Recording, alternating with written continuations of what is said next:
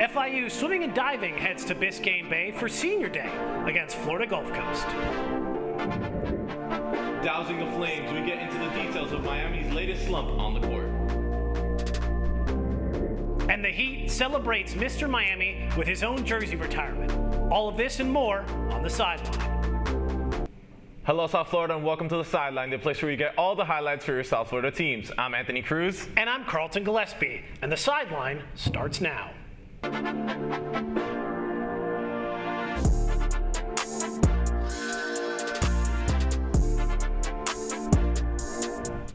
This past Saturday, FIU women's swim and dive took on Florida Gulf Coast University for Senior Day. For their last home meet of the semester, Sideline's Kamora Miller was poolside at Biscayne Bay campus. It's a great day here at the Biscayne Bay campus as FIU swimming and diving celebrate their seniors for their last meet at home. Today, the seniors will be recognized for all they have been able to accomplish and achieve during their time at FIU. Let's take a look at how today's going. So today's a super exciting day. We're here celebrating our seniors at FIU.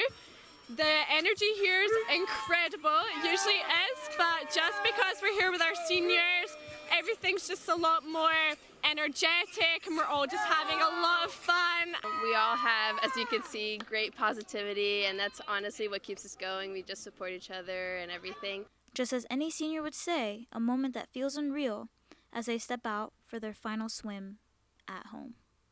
Almost like the last page in the book, like the chapter of the book where it's almost at the end because it's the last home meet, and then knowing that this is the last time I get to race with these girls on a team, knowing that the bonds we shared and created is so deep, and then now it's like you're not going to see them 24/7 anymore. It's going to be like I'm on the other side of the world, so it's going to be really, really far. No, I'm very proud of the seniors. They did an amazing job. It's always bittersweet every year for senior year, or to have their last meet of the season at home. You're wishing them well. They're all doing some amazing things for the program to get to where they are. But then to see, their last one, it's definitely an emotional moment. But they stepped up great. They competed well. They went out on top here in their last home dual meet. So I think that went great, and they were very, very proud of them. That was Kamora Miller reporting on such a special moment out there for the Senior Panthers. The final score from this weekend was 194-106, a win for FIU. They're looking to grab a championship to end their season on a high note. Following an uneventful wildcard weekend, this past week of division round playoff games did not disappoint. Despite a week off, the Ravens didn't miss a single beat. Baltimore didn't allow a single offensive touchdown, finishing the game on top 34-10. For the NFC's one-seeded team, it was a different story. The 49ers just escaped with a victory against the Packers, 24-21, sealing the game with a late interception. The Bucs and Lions traded scores all afternoon. However, Tampa was unable to ever hold the lead. The final score was 31-23 Detroit. Buffalo and Kansas City faced off in the playoffs once again. In a game with 6 lead chases, the Chiefs came out on top 27-24. The conference championship matchups are set. Kansas City at Baltimore and Detroit at San Francisco. The Panthers lost at home on Friday versus the Wild in what was a high-scoring affair. Minnesota got in the action early and ran with the lead, scoring multiple goals in the second and third periods. The Panthers were forced to play catch-up the entire game, and despite their efforts, they fell short. Kirill Kaprizov and Ryan Hartman each scored a pair of goals, leading the Wild to a 6-4 victory. The Cats hope to end their 4-game losing streak with their slate of games ahead.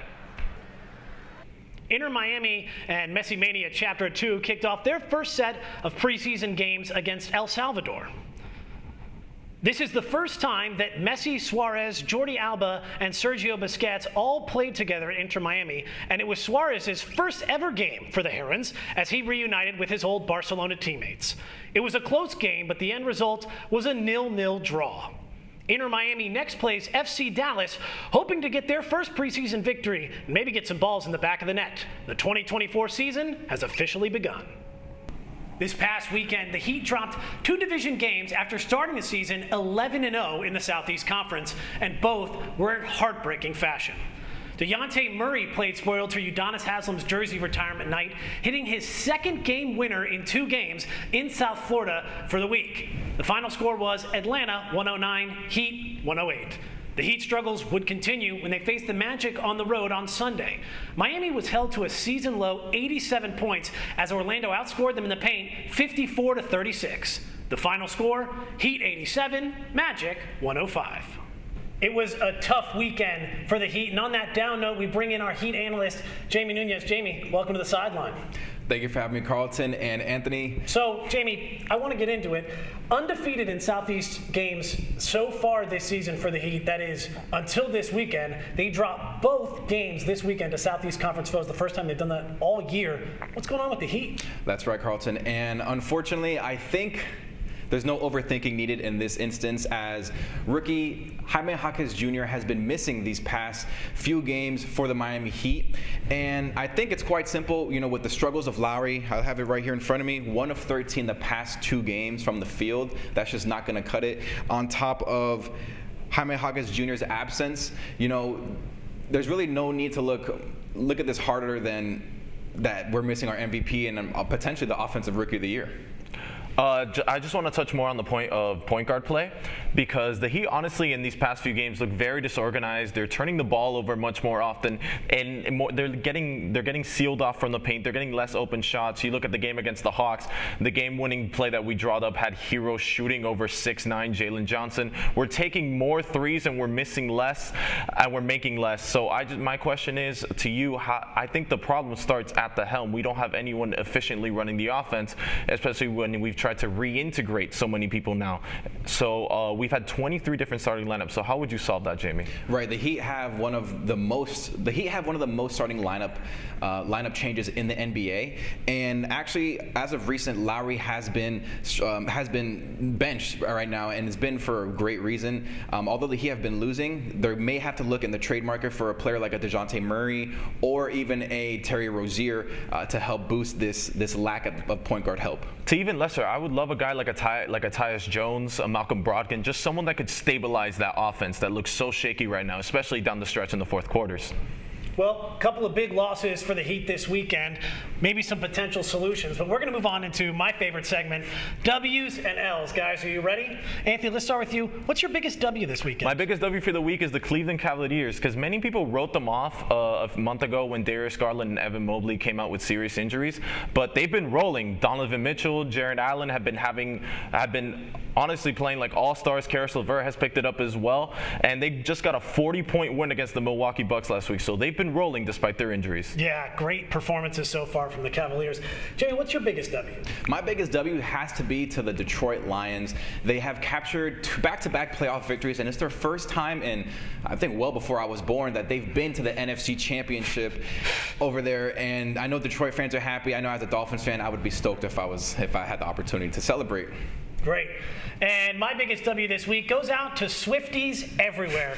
Swifties are America's fastest growing football demographic, and last night they got to watch an incredible game as the Chiefs and Travis Kelce knocked off the Bills 27-24. And next week they get what's probably an even better game as the Chiefs go to Baltimore to take on the Ravens. So biggest W this week goes to Swifties. They may be new to football, but they're going to watch some great games. All right, on to the sour notes, to the biggest L's this week. Anthony, who's your biggest L? Yeah, the Chiefs will need to go into the reputation era to beat Lamar Jackson next week. But my biggest L does have to go to the UM basketball team, to the Canes, from Final Four to being below 500 in their first 7 games in conference play. They've been struggling. Honestly, the team, not only are they small, they've dealt with that issue last year in terms of rebounding and defending the paint, but I think more they have not been able to find a replacement for the shot creation and shot making that Isaiah Wong and Jordan Miller brought.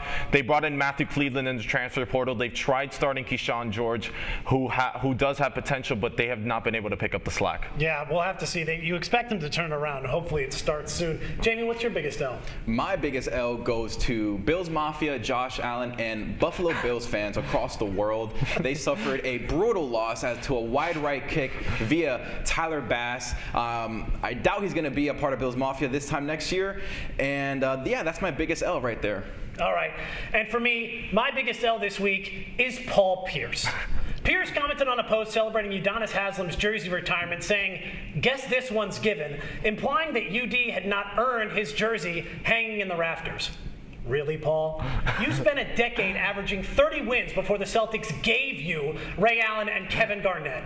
This is the latest embarrassment from Pierce, who is a top 20 all-time small forward, who is so desperate to be on anybody's top 15, that instead he's added himself to a list of top 15 most pathetic final seasons in the NBA, top 15 hater, and top 15 most embarrassing ways to get fired from ESPN. Not a clown, but the whole entire circus. Jog on, Paul. Take a lap and take my biggest L of the week. Well, on that note, here's what we have next on the sideline. Yo. Honoring a Heat legend as the team retires UD's jersey. And as always, we got you with our picks for the upcoming South Florida Sports Week. We'll take a timeout and be back in a moment.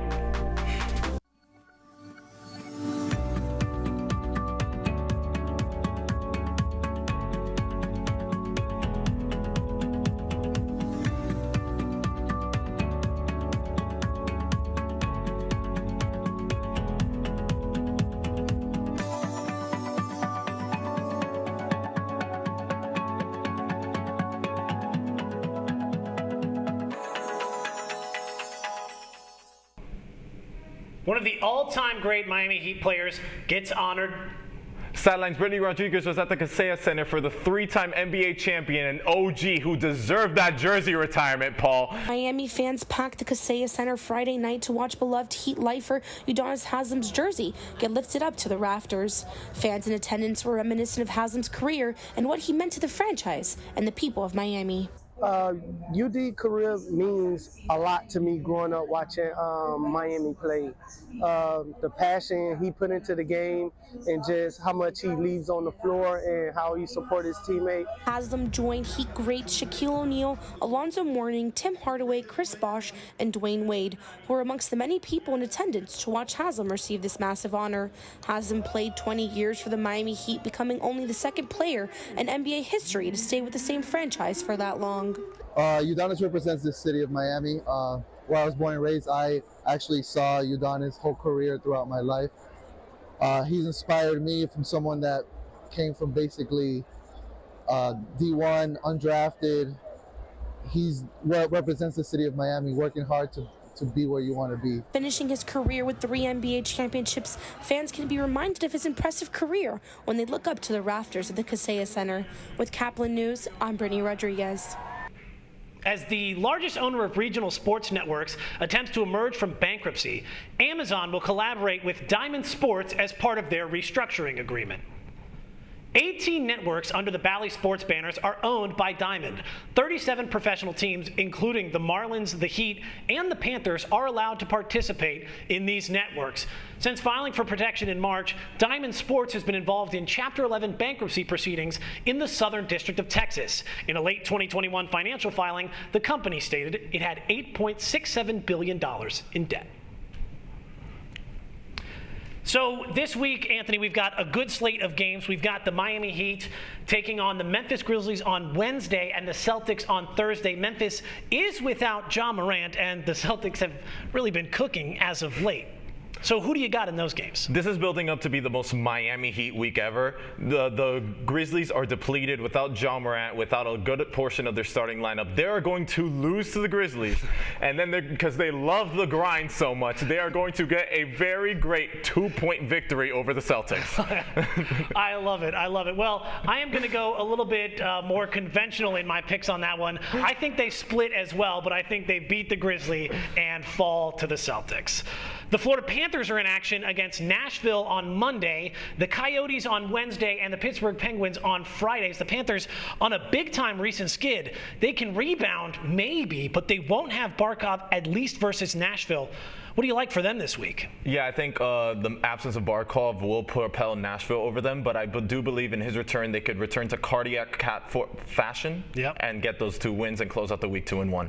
Nice. I think they go 2-1 as well, but I think they lose to Nashville. It's just tough to overcome a team that's playing really good hockey. They'll pound the Coyotes and then beat the Pittsburgh Penguins. So our final game pick is the University of Miami Hurricanes, your biggest L this week. They get a chance to put a big dub on the board when they go to the Notre Dame Fighting Irish on Wednesday. They fell to Syracuse on a buzzer beater. What do they do against Notre Dame? Well, Notre Dame was their first win in conference play, and Bensley Joseph was able to guard Marcus Burden, the freshman from Notre Dame, very well. Yeah. I do expect them to clamp him down once again and pull off the win in order to at least elevate to 500 and start pulling back. And we're on the exact same page. I think that's a get-right game for the Canes, one they desperately need. Just a reminder that if you want to keep up with updates, fun segments, and more from our crew, you can follow our Instagram for all things Sideline. Follow us at sideline.caplin on Instagram. That's it for today. I'm Carlton Gillespie. And I'm Anthony Cruz. Thank you for watching, and we'll see you next week on The Sideline.